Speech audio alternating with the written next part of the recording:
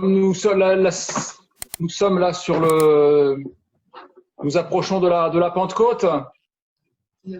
Donc comme on arrive on approche du week-end de Pentecôte là, je voulais, vous vous souvenez au début de l'année, mon message de rentrée c'était un peu sur le Saint-Esprit et sur l'importance de remettre le Saint-Esprit à sa place dans notre vie d'église, dans notre vie personnelle. Et donc, à l'occasion là de la Pentecôte qui arrive, je voulais parler un petit peu encore du Saint-Esprit, préparer toute une série de messages là sur le Saint-Esprit, parce que le Saint-Esprit, il est présenté comme un feu dans la parole de Dieu. À la Pentecôte, il est descendu sur les disciples sous forme de langue de feu. Il est descendu comme du feu sur les disciples. Et la Bible dit que Jean, il baptisait d'eau, mais Jésus-Christ, lui, il est celui qui allait baptiser de Saint-Esprit et de feu. Et on sait que notre Dieu, il est dit qu'il est un feu dévorant. Il est écrit que Dieu est esprit et que notre Dieu est un feu dévorant. Donc on voit que l'esprit est vraiment un feu. Et les disciples, vous vous souvenez de ce passage, ils voyaient Jésus dans le temple et ils le regardaient et ils se souvenaient qu'il était écrit de lui « Le zèle de ta maison me dévore ». Il y avait ce feu-là, ce feu du Saint-Esprit qui dévorait Jésus, ce feu pour la maison de Dieu qui dévorait Jésus. Et ce feu, il nous est indispensable à nous aujourd'hui dans notre vie chrétienne. Et ce qui est intéressant, c'est que ce feu, il traverse toutes les Écritures depuis notre salut, en passant par notre appel, et jusqu'à la consolation de Dieu dans tous les jours de notre vie, dans notre quotidien. Et en fait, on peut se rappeler de cela parce que ça traversait toutes les Écritures. Et si on veut prendre un passage, là, je vous invite à prendre en Genèse au chapitre 15. Ça va nous rappeler un petit peu le feu aussi, le feu de notre salut. On va voir un passage avec Abraham. Donc Genèse au chapitre 15, mais avant qu'on lise ces quelques versets-là, je vous rappelle le contexte. Donc Abraham, il habitait à Ur, c'était un Chaldéen, Ur en Chaldée, et puis vous vous souvenez, il avait tout quitté pour suivre Dieu. Et ça, je crois déjà que c'est déjà une première clé pour vivre le feu de Dieu. C'est d'avoir tout quitté pour notre Seigneur, d'avoir offert vraiment tout nos corps, nos vies, comme un sacrifice vivant pour notre Dieu. Et Abraham, souvenez-vous, qu'est-ce qui lui avait été promis? Il lui avait été promis une descendance et un pays. Une descendance et un pays. Alors, eh bien, il a quitté son pays, il a obéi à Dieu, et puis les années passées, et puis toujours pas d'enfants, et puis toujours pas de pays. Il devait commencer peut-être à trouver le temps long. Est-ce que c'était vrai ce que Dieu m'a dit? Et nous aussi, parfois, on est éprouvé dans notre vie chrétienne, on trouve parfois le temps long, on trouve qu'il n'y a pas assez de fruits, et on peut poser beaucoup de questions, des pourquoi et des jusqu'à quand. Et Abraham aussi devait se poser des questions, jusqu'à quand? Et puis comment est-ce que ça va se passer? Il avait vaincu les rois qui avaient pris Lot en otage. Il avait donné sa dîme à Melchisédek, donc il était vraiment consacré, Abraham. Mais il avait besoin d'être rassuré. Alors Dieu va se révéler à lui. Et c'est intéressant de voir de quelle manière Dieu va se révéler à Abraham. Il va d'abord se révéler à lui en lui confirmant que oui, il allait avoir une postérité qui serait plus nombreuse que les étoiles. Et Abraham va croire Dieu, et le texte nous dit que sa foi va lui être imputée à justice. Donc Abraham va croire Dieu au sujet de la postérité. Mais il y a aussi le pays, le pays promis, le pays du repos. Et nous aussi, Mais Abraham, là, il a besoin d'être rassuré. Vous voyez, comme nous, on a besoin d'être rassuré parfois dans notre vie chrétienne. Alors, il va demander des garanties à Dieu. Et regardez avec moi Genèse au chapitre 15, et on va lire les versets 7 à 11.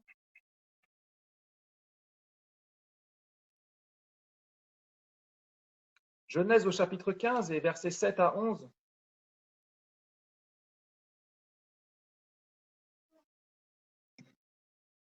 Il est écrit, l'Éternel lui dit encore, je suis l'Éternel qui t'ai fait sortir d'Ur en Chaldée pour te donner en possession ce pays. Abraham répondit, Seigneur, à quoi connaîtrais-je que je le posséderai? Vous voyez, Abraham, là, il demande à être rassuré, il demande des garanties. Et l'Éternel lui dit, prends une génisse de 3 ans, une chèvre de 3 ans, un bélier de 3 ans, une tourterelle et une jeune colombe.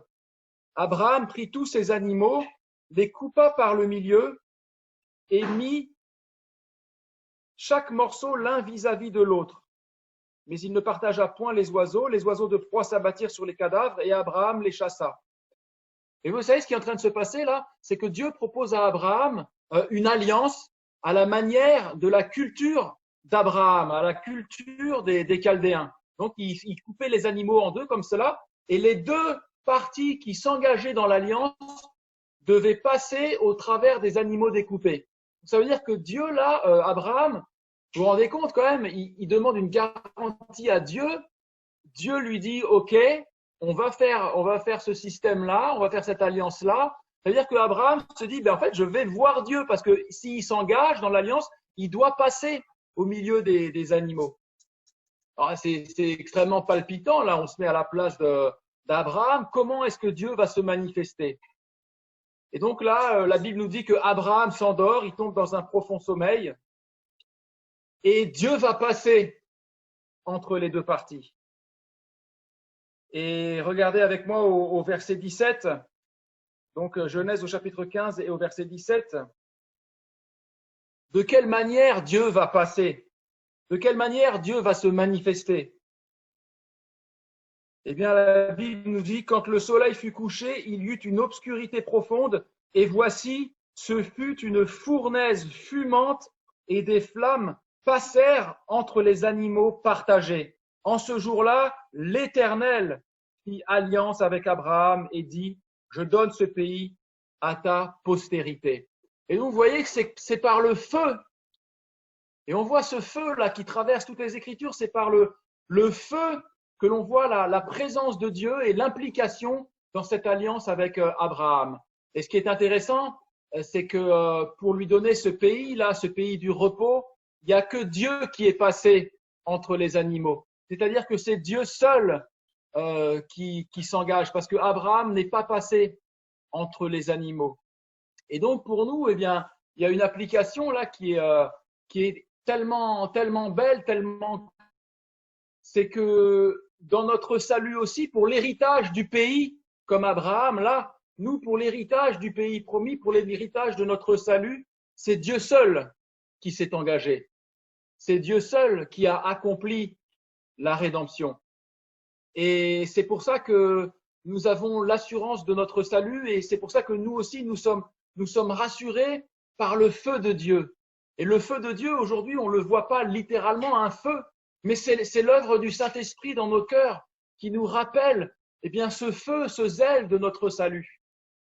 Hein, c'est ce que Dieu reproche à l'église d'Éphèse dans l'Apocalypse, parce que tu as abandonné ton premier amour, tu as perdu ce feu-là. Mais ce feu de notre salut, c'est bien le Saint-Esprit qui nous le rappelle, parce que Romains au chapitre 8 et au verset 16 nous dit que le Saint-Esprit rend témoignage à notre esprit que nous sommes enfants de Dieu. Et parfois, quand on trouve le temps long en attendant le retour du Seigneur, eh bien, c'est ce feu en nous, le feu du Saint-Esprit, qui nous rappelle notre héritage, notre pays promis, notre repos céleste en Jésus-Christ. Et ça, c'est par le Saint. C'est pour ça qu'en ce week-end de Pentecôte qui arrive là, nous avons besoin de nouveau, et chaque jour c'est le cas, de chercher cette présence et ce feu du Saint-Esprit. Et donc ça, c'était ce qu'on a vu sur ce premier point là, ce feu-là qui traverse toutes les Écritures, et c'était valable pour notre salut. Mais il y a aussi ce feu qu'on va appeler, et c'est mon deuxième point, le feu de l'appel au service. Et là, on a vu avec Abraham, mais maintenant on voit avec Moïse. Donc Moïse, il avait été élevé dans la cour de Pharaon.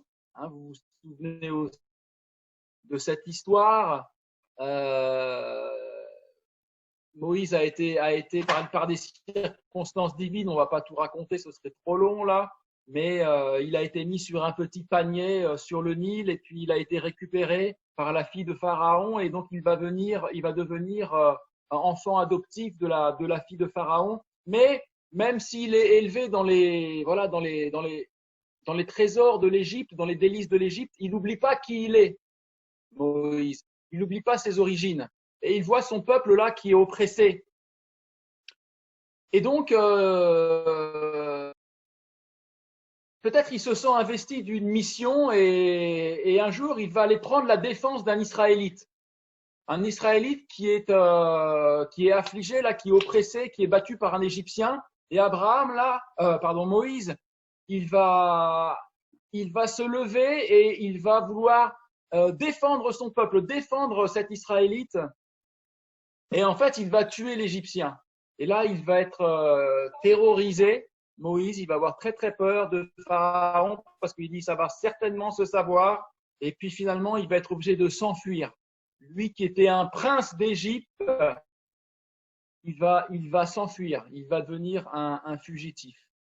Et donc là, on voit son ministère, si on peut parler là de son appel au service qui était de délivrer les Israélites de l'oppression, eh bien, qui a tourné court. Et lui, c'est pareil, hein, dans la suite, il a dû cogiter, il a dû penser à son peuple, qu'il devait faire sortir des ténèbres pour amener à la lumière, qu'il devait faire sortir d'Égypte pour amener dans le pays promis.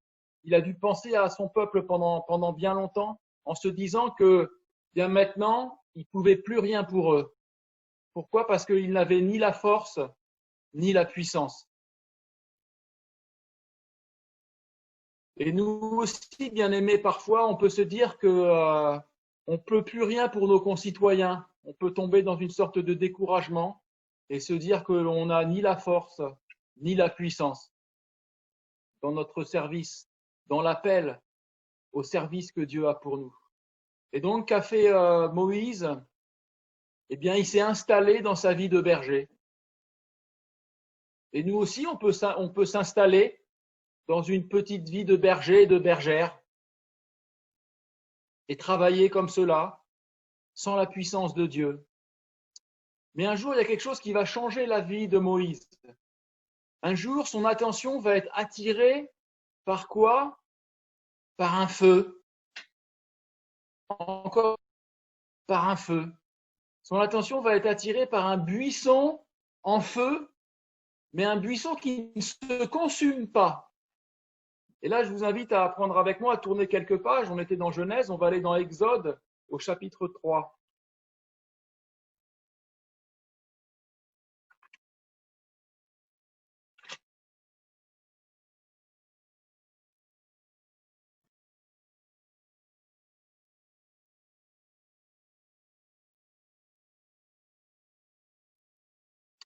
On peut lire à partir du verset 2, Exode chapitre 3, verset 2. L'ange de l'Éternel lui apparut dans une flamme de feu, au milieu d'un buisson.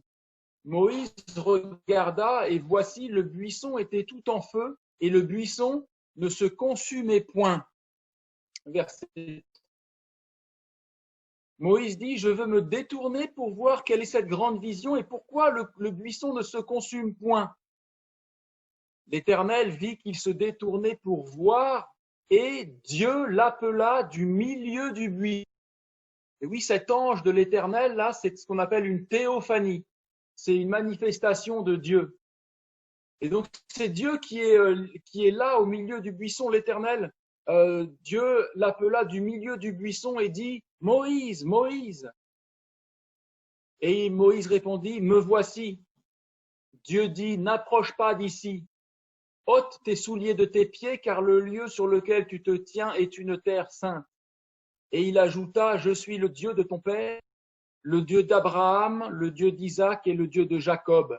Moïse se cacha le visage, car il craignait de regarder Dieu.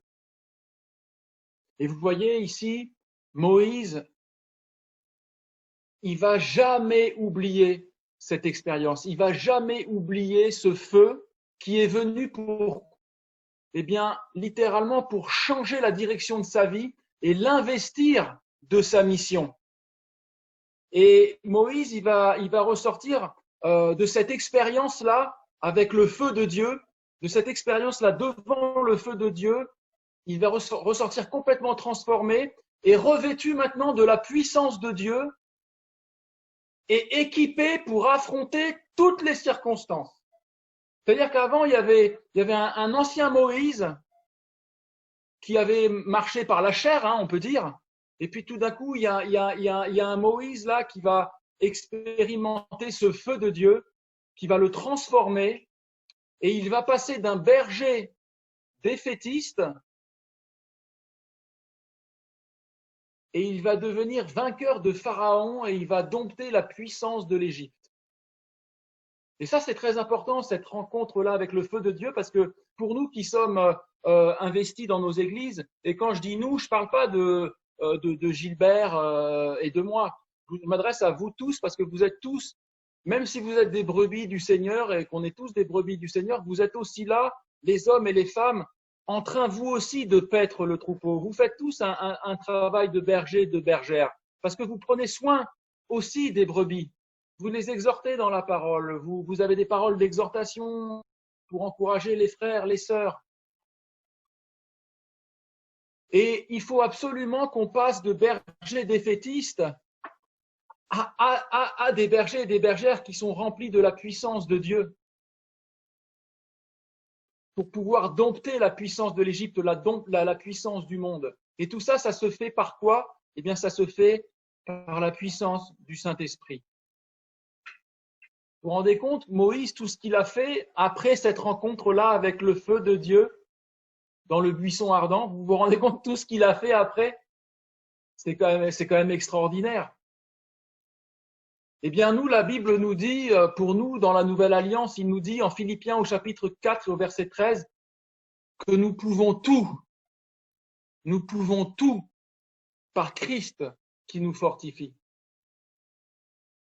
Et Jésus a dit, avant de partir, avant l'ascension, on en a parlé la semaine dernière, il a dit, tout pouvoir m'a été donné sur la terre et dans le ciel. Et il a dit, allez, faites de toutes les nations des disciples.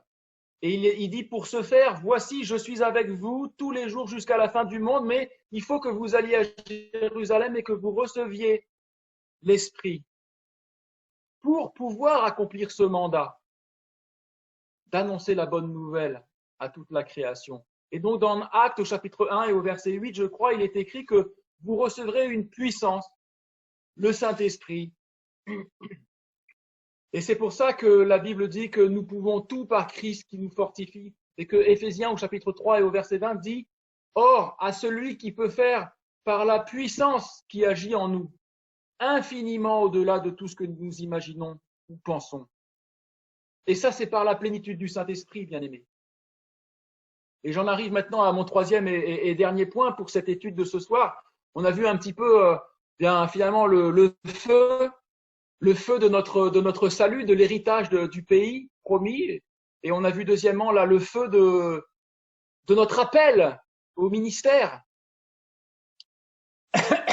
Et c'est important de se rappeler ces choses. Et puis on voit pour finir maintenant, eh bien, le feu aussi qui a traversé les Écritures dans l'Ancien Testament, le feu de la protection de Dieu, de la consolation de Dieu pour notre vie de tous les jours. Et là, on va en Exode au chapitre 13. Et je termine avec cela, Exode au chapitre 13. Et c'était pour vous dire tout ça, c'est quand même incroyable, cette notion du feu de Dieu. Donc toujours avec Moïse, revêtu de la puissance de Dieu, après cette rencontre avec le feu de Dieu dans le buisson ardent à Horeb. Eh bien, par la grâce de Dieu, Moïse fait sortir le peuple d'Israël d'Égypte. Voilà 430 ans d'esclavage qui prennent fin par la puissance de Dieu. Et puis, ils vont partir de nuit. Ils vont être poussés dehors, poussés en dehors de l'Égypte avec tous leurs biens et toute leur famille. Mais au juste, où est-ce qu'ils vont? Quel va être leur sort? La Bible relate qu'ils sont 600 000 hommes, sans compter les femmes et les enfants. Donc là, ça veut dire qu'on est à plus d'1 million de personnes.